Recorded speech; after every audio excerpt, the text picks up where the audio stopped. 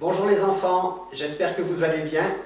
Nous poursuivons notre voyage, nous en sommes déjà à notre 5e semaine. Lors des 4 premières semaines, nous étions restés en Europe, avec la visite de Paris, de Barcelone en Espagne, de Rome en Italie et de Londres en Angleterre. Cette semaine, changement de continent. Pour rappel, un continent, c'est un ensemble de pays. Nous étions donc en Europe lors des 4 premières semaines. Nous partons cette semaine sur ce continent. Et nous allons découvrir durant la semaine 4 lieux ou monuments qui se trouvent sur ce continent. Pour cela, nous traversons l'océan Atlantique et nous arrivons en Amérique. Découverte donc de 4 lieux et découverte également d'un 5e lieu. Vous reconnaissez peut-être la photo qui se trouve derrière moi.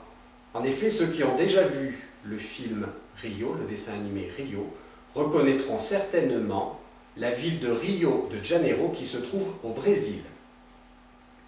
Au niveau de l'organisation, un rappel très rapide.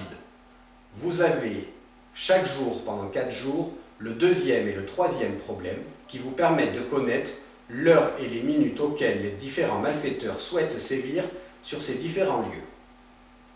Chaque jour également, un problème pour avoir une information sur le lieu découvert. Lors du jour 1, vous allez travailler sur ce lieu. Nous partons au Pérou pour voir ces constructions tout à fait extraordinaires. Le premier problème et la réponse à ce premier problème vous permettra de savoir combien est-ce qu'il y a de constructions sur ce lieu. Lors du 2e jour, nous partons aux États-Unis. Nous partons à New York et plus précisément pour découvrir cette statue. À l'intérieur de cette statue, il y a des marches. Mais combien y a-t-il de marches qui permettent aux gens d'arriver jusqu'à la couronne de cette statue et ainsi d'avoir une vue superbe sur l'océan Atlantique. 3e jour, découverte de ces chutes-là qui se trouvent à la frontière entre les États-Unis et le Canada, avec un problème qui vous permettra de trouver un nombre, et ce nombre correspondra à la largeur de la plus grande des chutes qui se trouve sur cette photo. Enfin, lors du 4e jour, nous partons dans un archipel. Un archipel, c'est un ensemble d'îles, plusieurs îles.